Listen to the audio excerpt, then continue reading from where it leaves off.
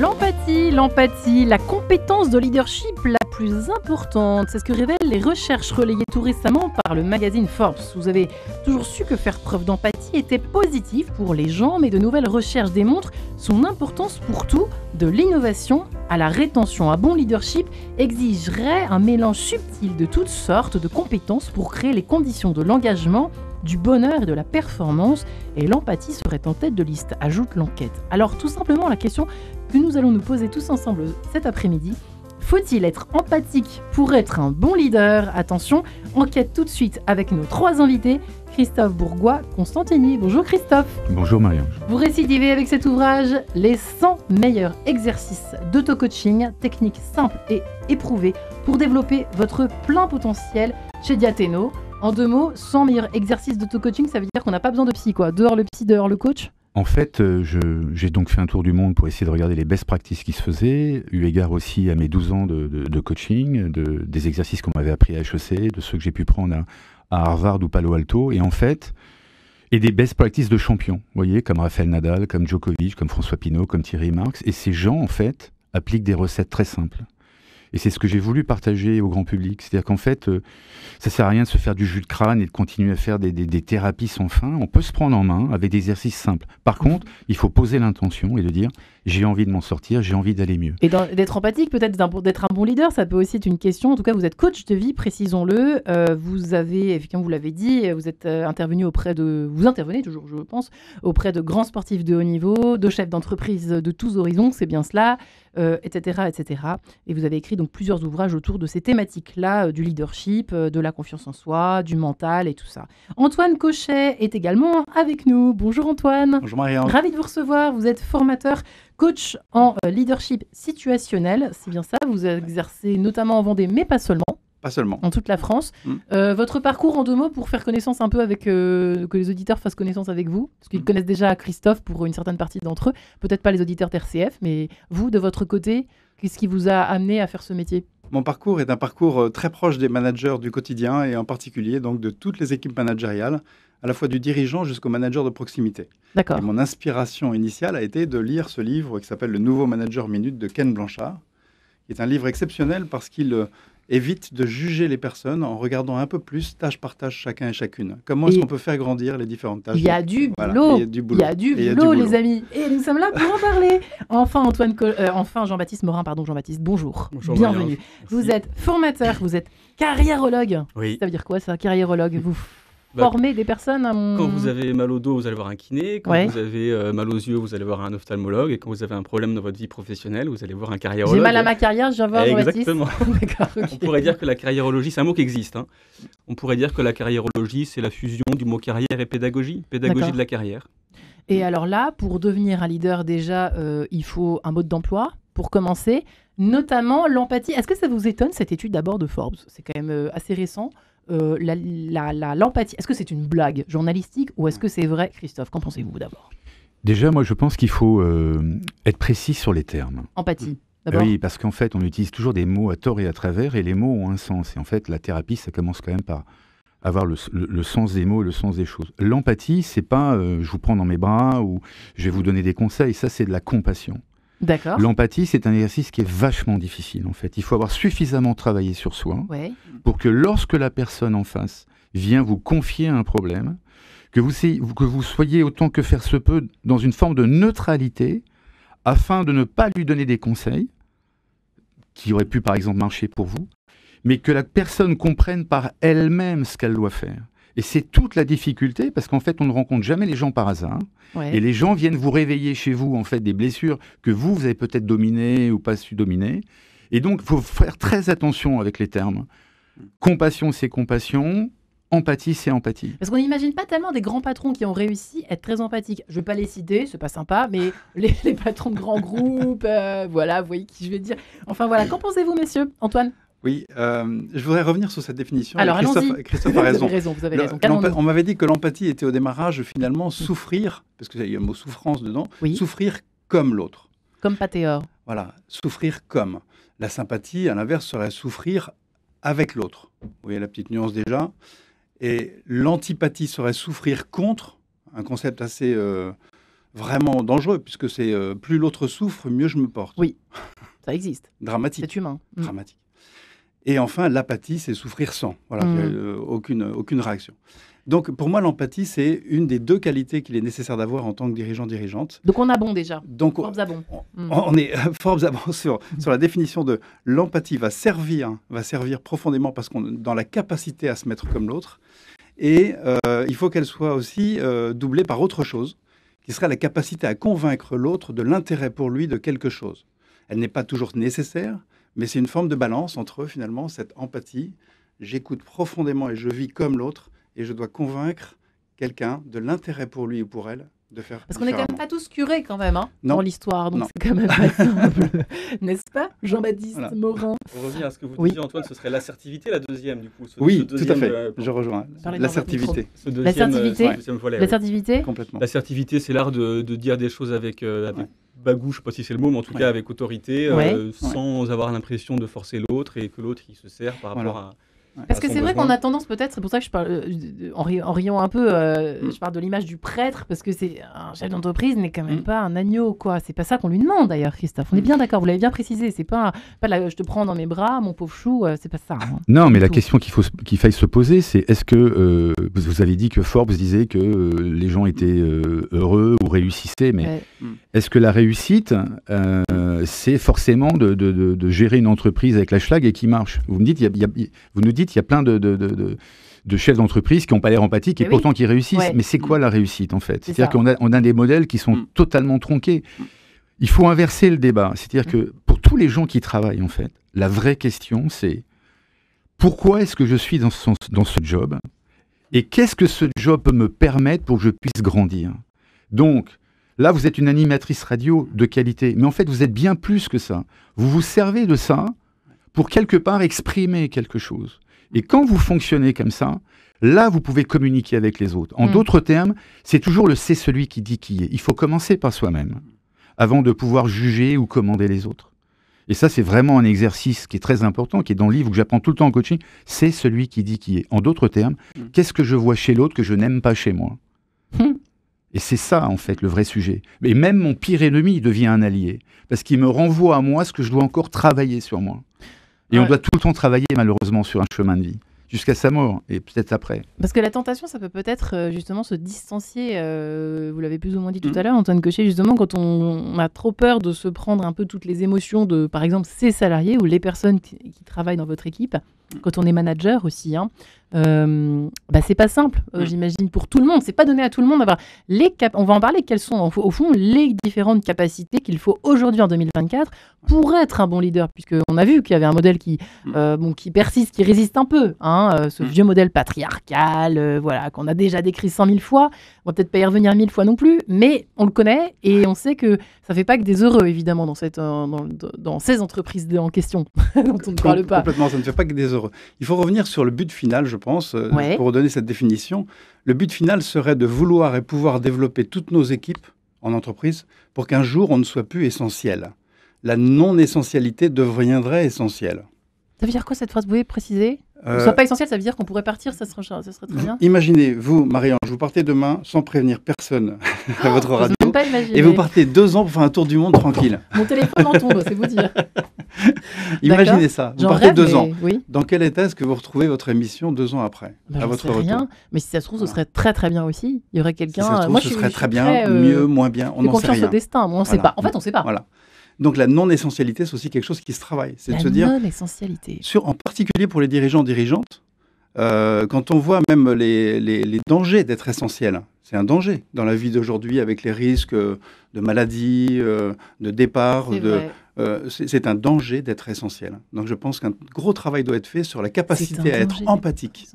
Empathique, profondément empathique pour comprendre, être assertif, comme tu le disais, justement, pour faire en sorte qu'on puisse aussi convaincre quelqu'un de l'intérêt de faire différemment et savoir s'éclipser humblement. Donc c'est le servant leader qui devient prioritaire et la non-essentialité qui devient prioritaire. Avec des termes business, Jean-Baptiste, on appelle ça la métaphore du sachet de thé. C'est-à-dire que l'essence d'un sachet de thé, c'est d'être retiré. C'est-à-dire qu'un sachet de thé, on vient infuser et il faut qu'il soit retiré, sinon c'est trop sucré ou trop dense, etc. Dans le business, c'est pareil, il y a des postes pour lesquels il est bon pour changer les cultures internes, les pratiques, etc., que la personne soit là pendant un temps, et que quand elle aura bien fait son travail, il faudra la retirer pour qu'effectivement, pour illustrer que ça y est, les pratiques ont changé, la culture a changé, et qu'effectivement le sachet de thé est parti. Vous avez remarqué qu'on est en train de définir petit à petit ce qu'est le vrai leadership en fait dans cette émission. J'ai l'impression qu'on y vient tout droit, Christophe Bourgoin. Vous êtes d'accord avec ça ou pas, la non-essentialité? C'est la première fois que j'entends ce terme, mais c'est intéressant. Bien sûr, parce qu'en fait, il faut déléguer la confiance, il faut responsabiliser les gens. N'oubliez pas que manager vient du terme latin managere, qui est accompagner un cheval sur le manège. Donc il y a le terme accompagner dedans. Et il y a des différentes qualités qu'on va aborder. Il y a l'écoute des gens qui est essentielle. Mais on ne peut écouter les autres que si on sait s'écouter soi-même. Et il y a un truc qui me frappe, moi, partout dans les médias, vous la première, ou dans les télés, mais pas vous, non. Les gens, en France, on est dans un pays où tout le monde discute. À ça, discuter, on est champion du monde, quoi. Ouais. Mais échanger, ça n'a rien à voir. Et le leadership, l'empathie, c'est de mettre des protocoles d'échange. Et il y a des protocoles d'échange, comme j'explique dans le livre. C'est très simple, vous prenez rendez-vous avec un collaborateur, ou même avec ma fille, quand j'ai des sujets de société, et je lui dis, Joséphine, tu as le temps que tu veux pour t'exprimer, je n'ai pas le droit de t'interrompre, je peux éventuellement poser des questions de précision, donc Joséphine, elle va parler, etc. Et on se donne rendez-vous 2 ou 3 jours après, c'est à mon tour de prendre la parole. Et elle va respecter aussi le même protocole. Mais à force d'écouter l'autre vraiment, on comprend quelles sont les peurs, on comprend ce qui l'émeut vraiment. Et là, on peut vraiment co-construire.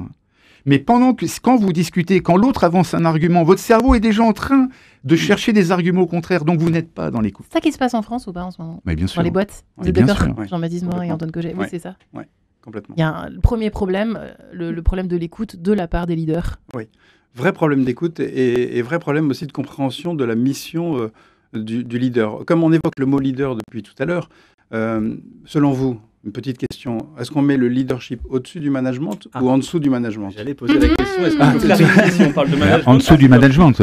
En dessous du management, le management. Pour moi, leadership, c'est le mot générique. Je me trompe alors. Non? C'est une erreur que je faisais aussi de la même manière, parce qu'on ne doit pas mettre le leader au-dessus du management. Le leadership est une composante du management, tout comme le serait le pilotage. Si un manager est capable d'avoir du leadership et est capable de piloter, on est dans une quintessence qui va bien. Oui, mais c'est pas exclusif. Ouais, c'est pas exclusif. Le leadership n'est pas propre au... Ouais. Le management n'a pas le monopole du leadership. On peut avoir du leadership dans d'autres contextes que le management. Ah oui, le leadership, chacun a son sens, ça que vous voulez dire. Moi, je peux avoir du leadership à mon niveau. Sans être manager. En fait, la question, c'est comment on clarifie le propos. La question, c'est faut-il être empathique pour être leader et non pas pour être manager. C'est ça l'enjeu qui va nous occuper pour l'heure.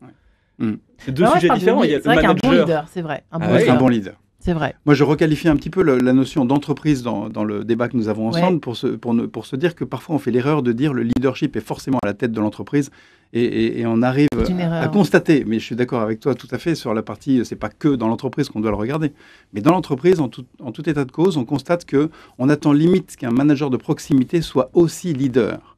Intéressant. Du coup, la conclusion est intéressante, Jean-Baptiste. Et du coup, le manager de proximité, il doit savoir engager ces 3-4 personnes derrière lui avec son niveau de leadership nécessaire et son niveau de pilotage nécessaire. Sauf qu'on c'est intéressant, je trouve. Sauf qu'on se trompe en pensant que le leader, c'est celui qui va, qui va arriver en belle bagnole, qui préside les réunions, etc. Moi, je me rappelle, quand j'étais entrepreneur, on changeait tout le temps de place. Chaque jour, et je le fais à table avec mes gosses, on change de place. Ce côté tout puissant top-down, il est insupportable. C'est ringard au possible. D'abord, c'est devenu ringard, effectivement. Mais tout à l'heure, vous parliez, Christophe, de l'étymologie de manager, mais c'est plutôt leader, parce que manager, il y a la dimension professionnelle, la compétence du management, mais là, on ne parle pas de management, on parle de leadership. Leadership, c'est guider et mener. Jean-Baptiste, pour moi, un manager, et on ne le fait pas assez en entreprise, c'est quelqu'un qui a réfléchi à son projet d'entreprise et qui l'a cadré avec son propre projet de vie. Ça, c'est le directeur. Non, mais c'est toute la stratégie. C'est chacun d'entre nous. Parce que vous savez, c'est celui qui dit qui est. Moi, on m'appelle tout le temps en disant vous pouvez bien coacher mes collaborateurs. Et je dis et si on vous coachait d'abord vous? Parce que non, mais il faut montrer l'exemple. C'est trop facile. Vous le faites. Mais moi, je dis très souvent. Ils vous répondent quoi? Ils répondent oui, mais non. Et in fine, j'ai à peu près 20% des cas où je coach leurs équipes et après ils me demandent d'être coaché. Mais effectivement, c'est très difficile. Il y a du boulot là aussi. C'est vrai que c'est difficile de se rendre compte. Mais je pense qu'on n'est pas d'accord tous les trois sur non pas sur le sujet, mais sur le périmètre. C'est-à-dire que Christophe, vous parlez du management. En règle générale. Où j'ai l'impression dans l'entreprise. Moi, on parle du leadership. Là, le sujet, c'est le leadership. Donc, quand on dirige, en fait, vraiment, moi, c'est leader, c'est guider, en fait. Guider, diriger, mener vers un chemin. Que ce soit d'ailleurs une PME, que ce soit une multinationale, ou un pays. Est-ce qu'il faut les mêmes qualités pour diriger, pour mettre tout le monde d'accord? Est-ce qu'il faut les mêmes qualités de leadership pour diriger un pays, une PME, une toute petite association? Ça, c'est une vraie question. La question, en préparant cette rencontre, je m'étais posé la question de l'empathie. Donc, en effet, c'était bien de poser la définition. Mais l'empathie, elle se porte sur qui? Est-ce qu'elle se porte sur un être humain, donc effectivement un collègue? Est-ce qu'elle se porte sur un collectif? Est-ce qu'elle se porte sur un pays? Et donc on peut être empathique pour une personne, mais peut-on être empathique pour un peuple, par exemple? Ça pose problème quand même, cette notion. Non, je ne pose pas de problème. À partir du moment où la personne la plus importante au monde pour chacun d'entre nous, c'est chacun d'entre nous, on peut affronter n'importe quelle situation. Bien sûr, oui. Donc pour moi, l'empathie, elle est très très large. À partir du moment où vous travaillez vous-même sur votre empathie, tout ce qui va vous arriver dans votre vie, vous êtes capable de le comprendre. D'être gentil avec soi-même, c'est ça que vous voulez dire? C'est pas gentil, c'est si vous voulez, Marie-Ange, l'entreprise n'est que le prolongement d'une enfance, d'une vie, d'une histoire de famille. Vous allez être entouré dans votre boîte de gens qui, comme de par hasard, sont sur votre chemin de vie pour vous faire comprendre des choses. Deux cas de figure. Soit vous dites, c'est tous des et je continue, mais là, vous ne réglez pas votre problème. Soit vous vous dites, pourquoi est-ce que cette personne est sur mon parcours de vie? Et qu'est-ce que je dois comprendre de ça? Même votre pire ennemi devient un allié, parce qu'il vient réveiller chez vous des blessures. C'est ça qui est super intéressant dans le management aussi, c'est de comprendre que, quelle que soit la boîte que vous formez, vous allez être confronté à des gens que l'univers va vous envoyer, appelez ça comme vous voulez, pour vous faire grandir. Soit vous prenez la posture du même pas mal, moi j'ai pas à grandir, c'est aux autres de grandir. Soit vous prenez la vraie posture, qui est de dire, moi je veux grandir d'abord. Et comme ça, je pourrais mieux aider les autres. Intéressant. Comme vous êtes d'accord, messieurs, sur en tout cas le mode opératoire pour essayer d'évoluer? Et je suis d'accord aussi avec le fait qu'on n'a pas que l'entreprise dont on peut parler aussi de la famille. Comment est-ce qu'on développe, comment est-ce qu'on fait grandir des personnes pour qu'un jour on soit plus essentiel de la même manière. C'est pas une entreprise en soi, mais c'est foncièrement quelque chose qu'il faut savoir travailler. Et l'empathie est une qualité nécessaire pour faire grandir l'autre au sens large du terme. Mais cela dit, Jean-Baptiste, je rebondis sur un truc. Je connais, comme je vous l'avais dit, quelques personnalités iconiques comme François Pinault, Rafael Nadal, etc. Ces gens, en fait, vous prenez Rafa, leadership sur le terrain à Donf, mais dans la vie de tous les jours, vous le mettez devant une conférence et tout le monde s'en va. Je veux dire, vous prenez tous les grands champions. Ça, c'est quand même un vrai problème. Non, c'est pas un problème. D'ailleurs, chaque fois qu'on a essayé un grand sportif, un grand champion dans un ministère, etc., c'était une cata. C'est-à-dire qu'en fait, ils ont un leadership, mais ils n'ont pas la courroie de transmission, en fait. Complètement. Ça, on va en parler. C'est une des qualités à développer, justement, après Microcosmos. À tout de suite.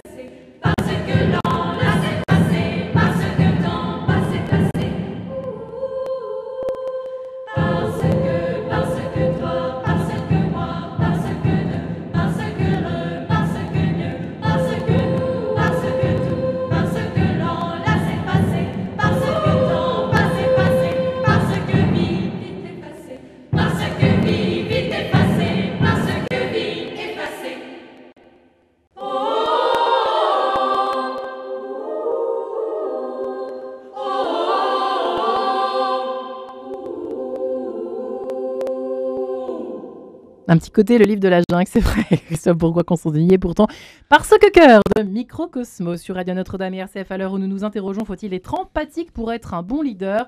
Donc, un bon chef d'État, un bon chef d'entreprise, on a peut-être dit un bon père de famille, vaste sujet.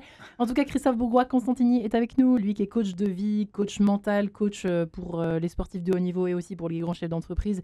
Il a sorti tout fraîchement les 100 meilleurs exercices d'auto-coaching chez Diathéno. Antoine Cochet est également avec nous, formateur et coach en leadership situationnel, et Jean-Baptiste Morin, carriérologue et formateur. Alors c'est vrai qu'on se dispute un peu depuis le début de cette émission sur le mot leader. Qu'est-ce qu'on veut dire par leader? Alors Emmanuel Macron, par exemple, est-il un bon leader? Trêve de blague, on peut y répondre. Peut-être Jean-Baptiste Morin a-t-il une idée? La question qu'on pourrait se poser, c'est est-ce que l'empathie doit être visible de l'extérieur? Parce que c'est ça la question qui est un peu sous-jacente dans la question que vous posez pour l'échange. Et il y a une injonction un peu en ce moment à se dire faut-il être empathique? Sous-entendu, montrer qu'on a une attention à l'autre, etc. Oui. La question que je nous pose, c'est faut-il que l'empathie soit visible? C'est-à-dire que moi, je ne vais pas dire si Macron est empathique ou pas empathique, parce que je ne suis pas dans son cœur. Peut-être l'est-il, et peut-être que ça ne se voit pas. Et est-ce un problème si ça ne se voit pas? Et je repose la question, et après je vais m'arrêter là pour ce sujet-là. Est-ce que l'empathie peut viser un collectif? Est-ce qu'on peut être empathique pour un peuple et pas individuellement entre êtres humains? C'est une vraie question, n'empêche. Attention, Antoine. En termes de leadership, je voudrais revenir pour répondre à la question est-ce que Macron est leader? Moi, je reprends les mots qui ont été donnés dans les analyses sur derrière le leadership, qu'est-ce qui se cache? Il se cache principalement mobilisateur, intuitif, charismatique, choisi par ses pairs, pas neutre, choisi par ses pairs, montrant le chemin, visionnaire, énergique et une part d'inné qui peut aussi apparaître. Quand on voit même en école maternelle un enfant de 3 ans qui arrive à être leader par rapport à ses petits copains, ça dit quelque chose quand même. Donc il y a une forme de leadership qui peut paraître inné également. Donc je ne sais pas répondre. En tout cas, ce qui est sûr, c'est que le management de la France marchera bien quand il y aura la somme du pilotage et du leadership verticalement sur toutes les strates, des ministres jusqu'aux exécutifs, qu'ils soient du domaine de l'État ou du domaine privé. Ouais. Christophe, analyse. Moi, je pense que les femmes sont plus enclines d'être dans l'empathie. Et donc, quand on parle de la mère patrie, la France, les Français ont besoin d'empathie. Mais ils n'ont pas besoin de quelqu'un qui est très cérébral, je le respecte pour ça. Ils ont besoin de quelqu'un qui comprenne les gens et les Français. Et encore une fois, pour comprendre les autres, il faut d'abord se comprendre soi-même. Et quand on dit qu'il est jupitérien, c'est pas par hasard. Il y a quand même des gens intelligents, des journalistes dont vous faites partie, qui se sont dit, qui ont tout de suite vu le truc. On voit, il est assez raide, on sent que le souffle ne circule pas. D'ailleurs, lorsqu'il s'est mis à faire des exercices sur la voix, on voit très bien, rappelez-vous sa première campagne, où il était à bout comme ça. C'est-à-dire qu'il n'est pas ancré dans son corps. Ouais. Et vous ne pouvez avoir de l'empathie que si vous êtes sur un axe tête-cœur-corps. Si vous savez gérer votre stress, la cérébralité des choses, l'accueil des choses, si vous savez gérer votre émotion, donc le cœur, et si vous savez gérer cette part instinctive et intuitive... Il faudrait aller coacher Macron. Moi, j'adorais. Je coach une ministre actuellement. Vous n'êtes pas loin, là. Oui, je suis pas loin. Mais il n'acceptera jamais. Et ça, vous pouvez rien faire contre ça. Il n'acceptera jamais. Parce que pour lui, ça serait fragile.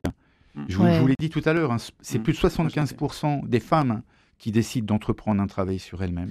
Très peu d'hommes. Donc Macron en fait partie. Mais l'empathie, c'est pour moi très féminin. C'est l'accueil, l'écoute. On essaye de concilier un peu les choses. Et les 3 cerveaux, il les faut pour avoir... C'est ça que vous disiez tout à l'heure. Vous ne pouvez pas prendre une décision ancrée sans avoir cet alignement sur vos 3 cerveaux. Si vous réagissez par instinct, c'est-à-dire la fuite, la bagarre, l'immobilisme, ça ne marche pas. C'est quoi les 3 cerveaux, du coup? C'est ce que vous venez d'évoquer? Vous avez le cerveau rationnel, donc c'est ce qu'on appelle le néocortex, qui est essentiellement développé sur l'avant du front. Vous avez le cerveau limbique, qui est essentiellement fait dans le corps. Il y a des très très belles études d'un cabinet finlandais là-dessus. C'est les émotions, le limbique. C'est des émotions, le limbique. Et vous avez tout ce qui est instinctif, préservation de vous-même, etc. Reptilien, qui est le reptilien. Et donc Emmanuel Macron, c'est pour s'arrêter. C'est cérébral, très peu d'émotions, très ancrées, très rentrées en fait. et un instinct qui lui permet de s'adapter à des situations. Alors qu'un Jacques Chirac était plus dans une espèce d'empathie telle qu'on l'imagine, c'est ça ou pas, Jean-Baptiste? Vous dites oui? De l'extérieur, c'est difficile de projeter de l'extérieur. Ouais. En tout cas, on sent qu'il avait une appétence pour la gouaille, pour il y a cette fameuse phrase qu'il disait dans les années 80, quand il sortait de voiture, il arrivait dans la Corrèze et il disait à chaque fois, il sortait, c'est loin mais c'est beau. C'est-à-dire qu'à chaque fois qu'il arrivait quelque part, il cherchait la punchline pour rentrer en contact avec son interlocuteur, pour qu'il dise je suis avec toi, j'ai mis du temps, mais je suis content d'être là parce que c'est beau chez toi, quoi. Ouais. Donc, oui, on peut dire de l'extérieur, mais moi je ne suis pas dans les cœurs de Jacques Chirac, et puis il est mort, le pauvre, pour dire s'il était empathique ou pas. Ce qui est étonnant, c'est que ce terme, c'est qu'on fasse cette émission aujourd'hui, en 2024, on n'aurait jamais pu l'imaginer il y a 10 ans. C'est-à-dire que c'est drôle que cette empathie figure sur les enquêtes, vertu nécessaire pour être indispensable, essentielle, c'est dit dans l'étude, essentielle pour être un bon leader, quoi. Ça, il faut déjà s'interroger aussi là-dessus, peut-être, messieurs. Antoine Cochet. Oui, il y a aussi cette notion, je reviens un peu vers l'entreprise aussi, pour quitter un peu le politique, mais c'est intéressant de voir que j'ai un titre ici sous les yeux, qu'il suffisait de leur donner envie. C'est Patrick Négaret qui avait écrit ça, qui est un conférencier et qui a surtout été responsable de la caisse primaire d'assurance maladie pendant des années dans la Sarthe et aussi dans les Yvelines. Et il suffit de leur donner envie. Donner envie, c'est le rôle du leader par son empathie principalement. Force est de constater que l'empathie est au service de la mission que se donne le leader. Et sans empathie, ça n'avance pas, quoi. Ça n'avance pas. Donner envie. Mais pour rester sur Macron et sur ce qu'ils disent, si vous prenez l'empathie, en fait, c'est quoi les grands leaders de ce monde? Mais ce sont les gens qui la ramènent le moins. Ce sont les grands singes. C'est le Dalai Lama, c'était Nelson Mandela. Ce sont des gens comme ça. Ce sont des gens qui sont des phares dans la nuit. Ils sont inspirants. C'est ça que vous voulez dire aussi. Ils sont inspirants. Et nous, on a malheureusement, depuis très longtemps, on n'a pas de président inspirant. Et le leadership, c'est inspirant, mais parce qu'on est, pas parce ce qu'on dit. Ce sont les gens qui doivent venir à vous pour vous poser des questions. C'est pas à vous de donner des ordres. Et il faut devenir un phare dans la nuit. Et il y a toujours matière à ça. Je suis en train de m'étouffer, je ne sais pas pourquoi le leadership... Mais on peut se poser des questions. Est-ce que Jésus-Christ était leader? Oui, il a été. Question tout à l'heure. Il a été leader. C'est un leader souffrant. Mais c'est un leader souffrant. Et c'est surtout, a-t-il été uniquement empathique? Non. C'est une question. A-t-il été uniquement empathique pour être leader? Non. Non, il a été colère aussi un petit peu. Il a été colère, un certain nombre. Voilà. C'est important d'être les deux. C'est la somme des deux qui est importante et l'équilibre entre les deux qui est essentiel. Ouais. Donc c'est pas céder à toutes ces pulsions de colère, c'est pas ça non plus. Non. Jean-Baptiste Morin, l'équilibre est subtil. Par rapport à ce que vous disiez, là, il y a cette espèce d'injonction à l'empathie, les articles, etc. Ça fait 7-8 ans que dès qu'il y a une espèce d'unanimité sur un sujet, je me préoccupe et j'ai découvert un concept scientifique qui s'appelle le biais du survivant. Je ne dis pas que je ne pense que par ça, mais je dis qu'à chaque fois que je veux me faire un avis sur un sujet, je garde ça en tête et je vous l'explique en quelques secondes parce que ça me permet, moi, à chaque fois de me dire est-ce que l'empathie pour le sujet, parce qu'en effet, on en parle beaucoup, est-ce que vraiment c'est central et qu'est-ce qui se passe autour de ça?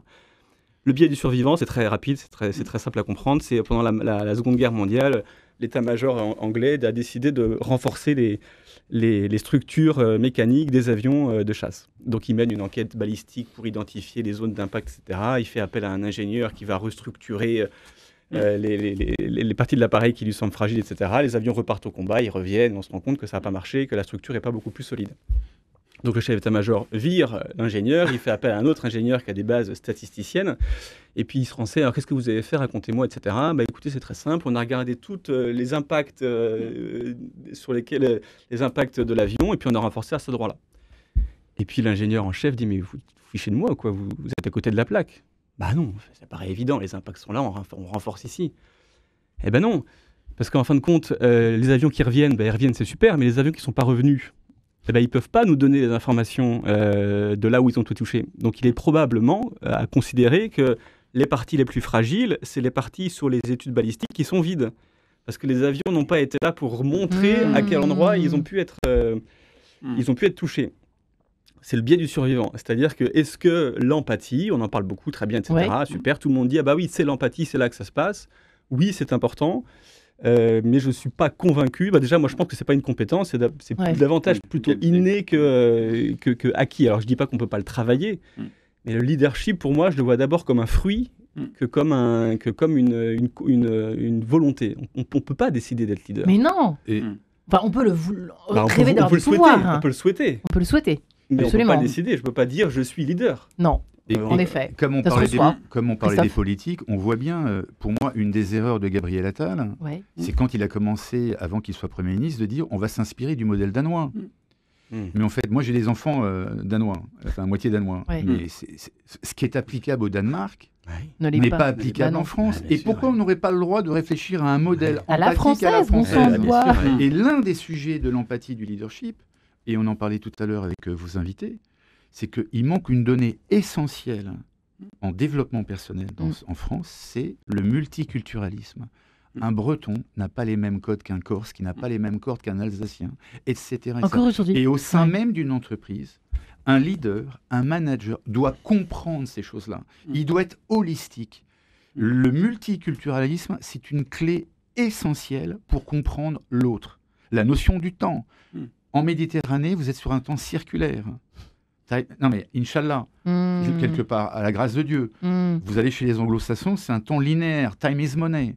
Donc vous voyez bien que dans une entreprise, déjà quand vous voulez fédérer des gens, que vous soyez en Vendée ou ailleurs, si vous ne comprenez pas ce qu'ils ont profondément, eux, en développement, ben, vous avez du mal à fédérer les gens. C'est pas hors sol, en fait. C'est hors sol. Et là, on est bien loin de l'empathie, effectivement, en s'en disant. Alors, il faut savoir quand même que la raison évoquée pour laquelle l'empathie, selon toujours cette enquête, est si nécessaire, poursuit l'enquête, c'est que les gens subissent de multiples types de stress. Et les données suggèrent qu'ils sont affectés notamment par la pandémie et par la façon dont nos vies et notre travail ont été bouleversés. Alors, est-ce que c'est bullshit ou pas ? J'en sais rien. Ça fait peut-être sourire les uns, mais qu'en pense Jean-Baptiste ? Qu'en pense Antoine Cochet, justement ? Est-ce qu'il y a parce qu'on n'a pas encore parlé, effectivement, le stress est aussi très utilisé pour justifier le fait que telle entreprise est malade, le burn-out en fait partie aussi dans l'extrême, dans le stress extrême, en cas de stress collectif extrême. Mais bon. Pour limiter le stress, il y a deux accélérateurs de leadership empathique, si je puis dire. Deux accélérateurs. Le premier accélérateur, c'est de travailler sur le succès. Les gens sont contents d'avoir réussi quelque chose. Et ce n'est pas forcément un succès quantitatif, ça peut être qualitatif. Qu'est-ce qu'on donne comme succès ou comme félicitations régulièrement ? Ça, c'est Blanchard qui le disait, il a juste titre. Il a raison de dire qu'une des parties du leadership, c'est la capacité qu'on a à dire aux gens qu'on est fier de travailler dans une équipe ou avec une équipe qui performe et qui réussit et qui atteint des objectifs, quanti ou quali. Deuxième volet, pour travailler son leadership et limiter justement le stress aussi, c'est les individus sont fiers de travailler dans une des meilleures entreprises. Et ils sont également fiers d'être accompagnés par quelqu'un qui va leur dire ce qui va bien et ce qui va moins bien. Donc, oser dire ce qui va bien et ce qui va moins bien, ça aide de façon considérable aussi les personnes à développer leurs résultats. Et donc, on fait grandir notre empathie quand on sait débriefer les personnes. Ça aussi, ça peut faire défaut. Oui, ça fait défaut. Oser dire aux gens qu'est-ce qui est foncièrement bien et qu'est-ce qui est foncièrement mal. Oser le dire, on ne le dit pas tout le temps. Au lieu de laisser traîner. Et le stress vient de ça. Le stress vient de soit l'absence de feedback, c'est-à-dire que je ne redis rien jamais sur toi. T'as rien réussi, t'as rien raté, limite. Il se passe rien. C'est pire que tout. Pire que tout. Et la capacité à être juste dans ce qu'on dit sur ce qui va bien et ce qui va moins bien, c'est une forme de gestion du stress indirect. Vous observez beaucoup ça dans les boîtes où vous intervenez. Moi, j'ai concentré énormément de mes exercices dans le livre, justement, pour gérer le stress. Mais sur un autre, peut-être, point de vue, c'est que, en fait, quand vous êtes un entrepreneur, je l'ai été, vous avez malheureusement une tendance à vouloir contrôler les choses. Ouais. Vous faites des business plans à 1 an, 2 ans, 3 ans. Et la première des choses que je fais lorsque je travaille avec un entrepreneur, c'est que je lui apprends la différence entre vouloir atteindre un but, ce que les Grecs appelaient le skopos, et viser un but, ce que les Grecs appelaient le télos. Imaginez que nous partions tous les 4 demain au Havre pour aller à New York sur une très très belle croisière. Chacun va apporter des vivres, ce qu'il faut, etc. On vise d'aller à New York. Tout va bien. Et puis l'un ou l'une d'entre nous va dire « J'ai totalement oublié, il faut qu'on arrive absolument à New York avant fin février ». Là, on crée une tension. On crée une tension parce que, au lieu de continuer notre balade en visant d'aller à New York, on s'impose une action qui anticipe le futur. Et c'est ça qui crée le stress. C'est-à-dire que la Covid n'a rien appris aux entrepreneurs. C'est un phénomène qui est arrivé. On ne s'y attendait pas. Il faut qu'on lâche prise et qu'on arrête de vouloir contrôler les choses. On ne contrôle que très peu de choses, même en étant entrepreneur. Et c'est ça, en fait, pour lâcher le stress, pour plus qu'il y ait de stress, il faut comprendre qu'en fait, il y a très peu de choses qu'on contrôle. Par contre, si on se met en ordre de l'emporter, il y a plus de chances que l'univers vous envoie des gains que si vous voulez. Le je veux faucon yaka, ça ne fonctionne pas. Vous avez été écouté par l'univers musical de François Dieudonné. On est rendu là, figurez-vous. Zagata, et on se retrouve après.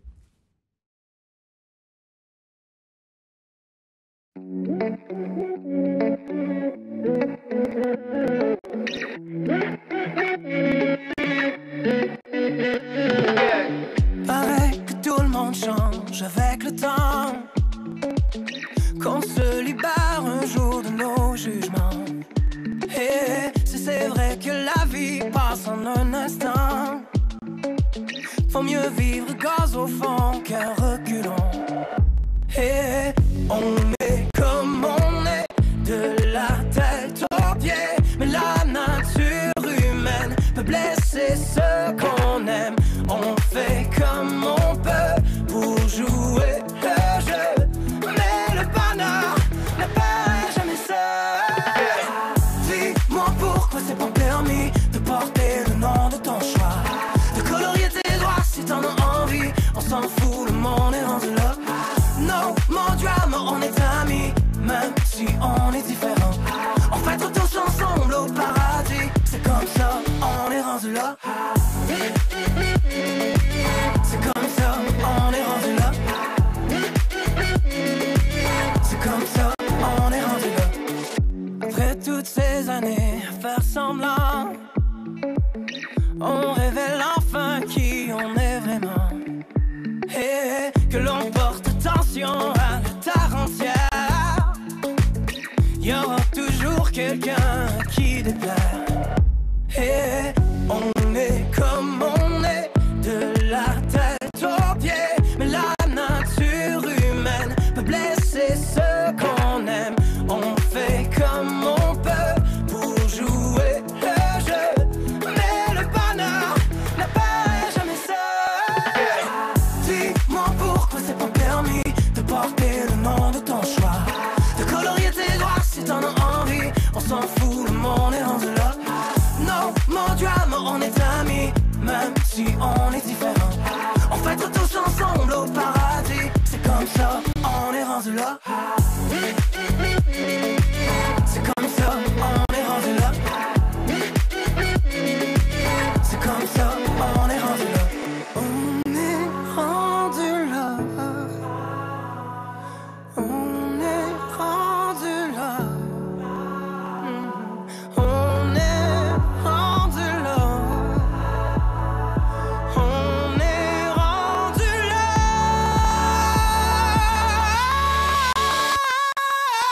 Dis-moi pourquoi c'est pas permis de porter le nom de ton choix, de colorier tes doigts si t'en as envie. On s'en fout, le monde est rendu là. No more drama, on est amis, même si on est différents. On fêtera tous ensemble au paradis. C'est comme ça, on est rendu là. On fêtera tous ensemble au paradis. C'est comme ça, on est rendu là.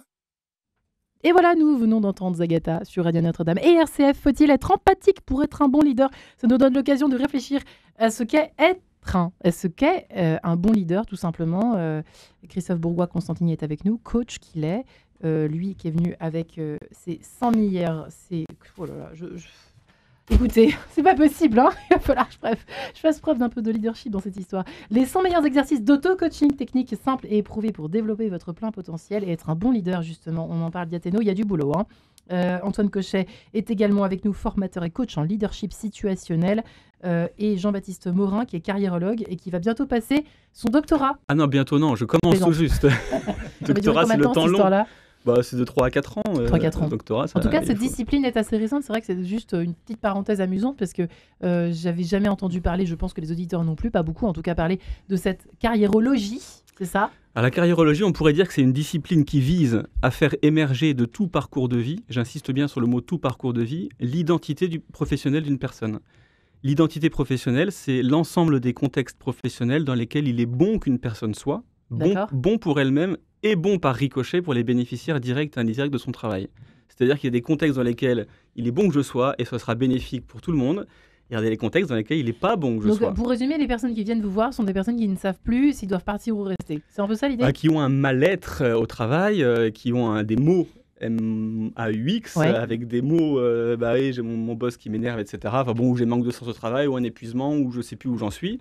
Donc il y a un problème dans la carrière et ça nécessite un réajustement. J'ai créé un modèle d'orientation qui s'appelle Behave il y a 7 ans. Behave, ça veut dire le comportement.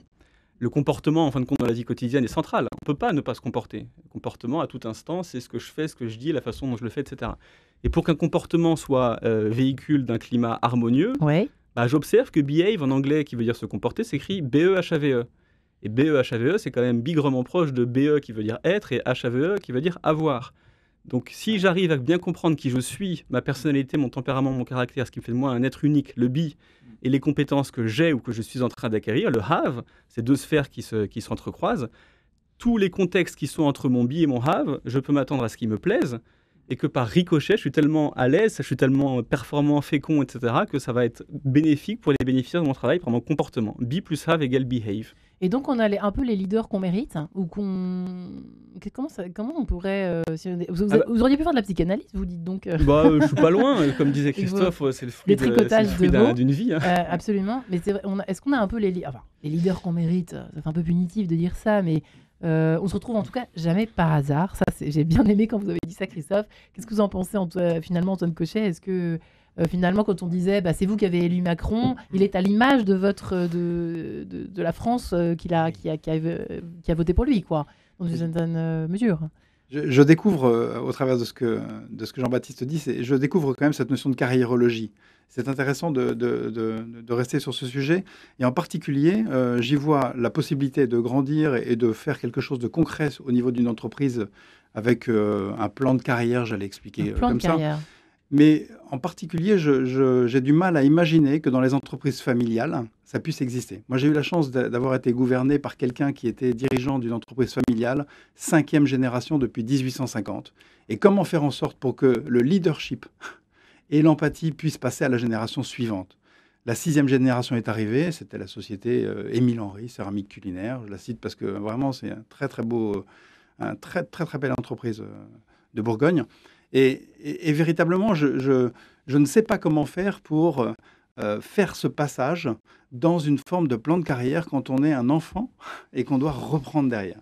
On pense à aux enfants Arnaud, par exemple. Voilà. Que vont-ils devenir C'était pareil pour JC Decaux avec ses 3 fils. Ils se sont bagarrés comme des malades ensuite, je crois. Maintenant, ça va mieux, mais c'est compliqué de donner et transmettre. Il y a les Bolloré, Michelin. Il y a tout, Michelin, absolument. Les Pinault. Les Arnaud, c'est complexe. Lagardère. Ouh là là, c'est très compliqué. Et ça sort un peu des plans de carrière parce qu'il y a un biais familial qui est complexe. C'est un biais, en fait, dans la carriérologie. Seras-tu à la hauteur de ce que je t'ai transmis, quoi. Là, on en est carrément arrivé là. Il n'empêche que ces familles appliquent quelque chose qu'on n'applique pas assez en entreprise, c'est qu'ils mettent un cadre. Il y a un cadre. Et l'un des drames aussi dans les entreprises, et ça fait partie pour moi du leadership et du management, c'est continuellement mettre du cadre. On n'apprend que ça quand on est coach. Moi, je me rappelle ma formation, toutes les 5 minutes, on disait mettez du cadre, mettez du cadre. Ça veut dire quoi, mettre du cadre ? Mettre du cadre, c'est... Nous sommes interviewés par Marie-Ange de Montesquieu, ça va durer 1 heure, les questions seront comme si, il y a le droit à la bienveillance, vous n'avez pas le droit de dire ça, etc. Donc on fixe un cadre. Donc monsieur mon collaborateur, ou monsieur mon banquier, ou mes enfants, voilà le cadre dans lequel nous allons intervenir pendant 1 demi-heure, 1/4 d'heure, etc. Une fois que le cadre est posé, c'est déjà... Les gens, vous allez voir, ont tendance à vouloir sortir de ce cadre-là. Et très souvent, vous les ramenez en disant « Attention, ça, c'était pas prévu. » Donc, toutes les réunions doivent être cadrées avec un ordre du jour et un timing. Ça fait... Et être, quand on me le disait au début de la séance, dans l'écoute également. Et on pourrait croire, c'est amusant de vous entendre. Et là, on est vraiment au cœur de notre sujet. Aujourd'hui, je suis ravie que vous le disiez, Christophe, c'est que en fait... on pourrait croire que c'est le contraire, l'empathie, c'est de justement sortir du « Oh, écoute, il pourrait être plus empathique, voilà, et tes vacances, et ta femme, et tes gosses, et tout ça. » Alors qu'en fait, c'est totalement hors sujet, en fait. C'est totalement hors sujet et ce n'est pas empathique du tout. Et il y a un moyen mémotechnique, donc c'est un exercice que je mets dans le livre, que j'adore, c'est la règle des cas et des que. Il faut apprendre à ceux qui veulent le leadership à poser que des questions ouvertes. Une question fermée, c'est vous aimez le couscous, vous allez me dire non ou oui. Fin de la discussion, fin de l'échange. Par contre, qu'est-ce qui ferait que je pourrais vous faire aimer le couscous ?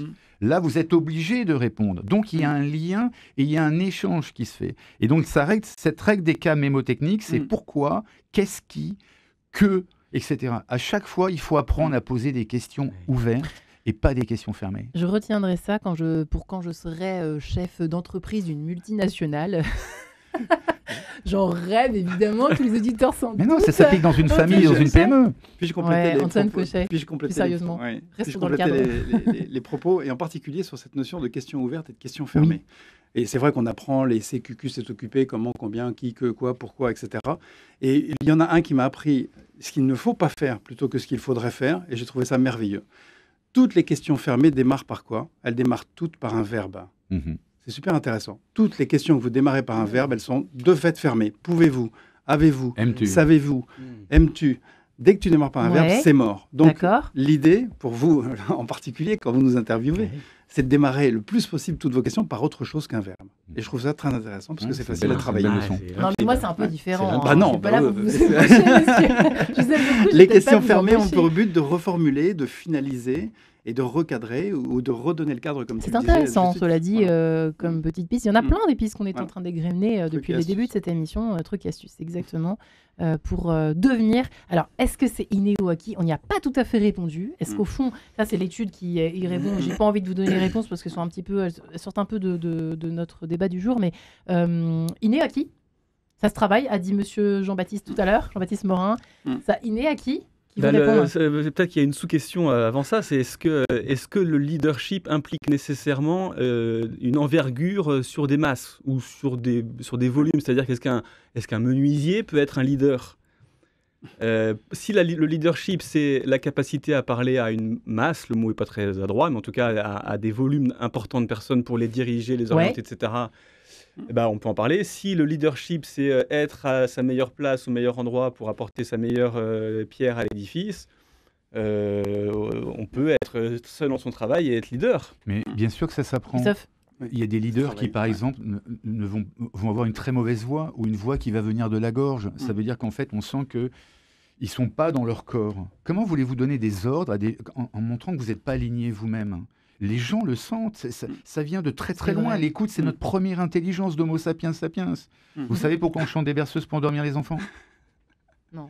Je vous l'expliquerai dans une autre émission. Mais donc, la voix et la manière dont on s'exprime. Donc oui, on peut travailler sur l'empathie. On peut exprimer, par exemple, à des dirigeants, à des patrons, à des papas, à des sportifs, à, par exemple, prendre la parole en public. Ça aide à avoir de l'empathie, vous comprenez ? Donc il faut faire des exercices de respiration, des choses comme ça. Oui, c'est vrai que la prise de parole... ça, c'est une compétence, pour le coup. Quand elle n'est pas acquise, oui, mais si tu te sens mieux en le faisant, tu travailles sur ton, sur ton bon ego et tu deviens un meilleur patron, un meilleur guide, un meilleur leader. Tu as plus confiance en toi, j'imagine. Ça fait partie d'Antoine Cochet. Oui, ça n'apportura pas, même si c'est nécessaire, mais ça n'est pas suffisant. Non. On est bien d'accord. Ce qui est suffisant, c'est la capacité à atteindre un objectif ensemble, je pense. La capacité à atteindre un objectif ensemble et à réussir. La réussite indirectement n'est pas neutre. Et ça passe par quoi ? Ça passe par déléguer, ce que vous avez dit un peu tout à l'heure, mais ça passe par bien recruter d'abord, le bon recrutement. Débriefer très simplement, savoir dire combien on est fier, savoir s'intéresser profondément à l'autre et pas seulement qu'à soi, c'est donc dans l'empathie, dans cette qualité dont on parle. Savoir dire ça aux gens, qu'on aime profondément ce qu'ils ont fait, sans ne le dire faussement, parce que ça se voit aussi quand c'est faux. Donc il faut qu'on travaille la vérité qui vient du cœur et non pas la vérité qui vient de la tête qu'on a envie de lui dire parce qu'on pense que ça va le faire grandir. Quand on fait un reproche à un de ses subordonnés, qu'est-ce qu'il faut faire en fait ? C'est celui qui dit qui est. Voilà. J'ai du mal à comprendre. Je suis désolée, j'ai du mal à comprendre cette phrase. Cette phrase, c'est à partir du moment où donnez-moi un exemple. Vous faites quelque chose dans une entreprise qui me gêne. Genre votre bureau est en bordel, vous n'êtes jamais à l'heure. Ça, c'est moi. Je vais vous dire, Marie-Ange, mais ça suffit d'être toujours... Mais le problème, il n'est pas chez Marie-Ange. C'est pourquoi est-ce que ça me fait sortir de mes gonds alors que vous soyez toujours en retard ou en bordel. Donc merci Marie-Ange de me renvoyer en fait à quelque chose qui n'est pas encore réglé chez moi. D'accord. Ça, et faut vous dire allez ça voir que si je travaille sur moi, vous serez plus bordélique et vous arriverez à l'heure. Alors Christophe, est-ce que c'est pas En contradictoire avec la question du cadre? Parce qu'en fait, en disant ça, il y a un risque, je provoque un peu, mais de laisser les gens être ce qu'ils sont, et puis en fin de compte, non, c'est ambassadeur, c'est pas très grave. Je vais vous dire pourquoi. Parce que c'est intéressant comme chaque fois que vous les pincez, chaque fois qu'ils vous pincent et que vous faites aïe, ils vont continuer. Et puis un jour, ils vont vous pincer, mais si le et cadre... ça fera plus aïe. Et ils vont lâcher prise. Vous parliez du cadre tout à l'heure, c'était vachement intéressant, cette question du cadre. Si le cadre, c'est avoir un bureau rangé. En fait, ça dépend des règles. J'avoue que c'est... Non, mais ça reste dans le cadre. Le cadre, il n'est pas de dire aux gens comment ils doivent gérer leur bureau. Je ne pense pas. Je pense qu'il y a un essentiel. Surtout avec le télétravail et tout ça. J'espère que les managers ne sont pas là à vérifier si le post-it est bien en place dans le bureau. On n'est pas en CP, quoi. On n'est pas en CP. Oui, il faut que le cadre, quand on parlait du cadre, c'est pas tout et n'importe quoi qui est dans ce cadre. C'est les règles essentielles de conduite au travail, ce qu'on y met dedans. Ouais, j'imagine, Antoine.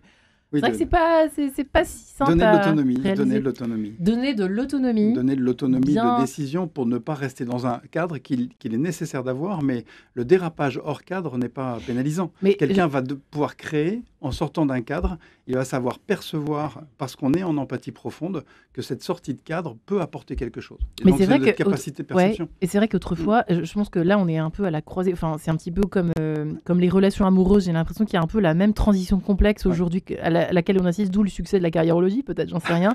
Mais c'est vrai qu'on passe d'un modèle patriarcal où on se posait pas de questions. Finalement, c'était comme ça. Toi, tu fais ça, toi, tu fais ça, toi, tu fais ça, toi, tu fais ça. Et tout irait très, très, très bien. Aujourd'hui, c'est très différent. Ça s'horizontalise, chacun exerce une sorte de leadership un peu avec. C'est pour ça qu'on a d'ailleurs eu une confusion au départ. Mais qu'est-ce que vous en pensez, Jean-Baptiste ? D'ailleurs, on a rebasculé dans le management.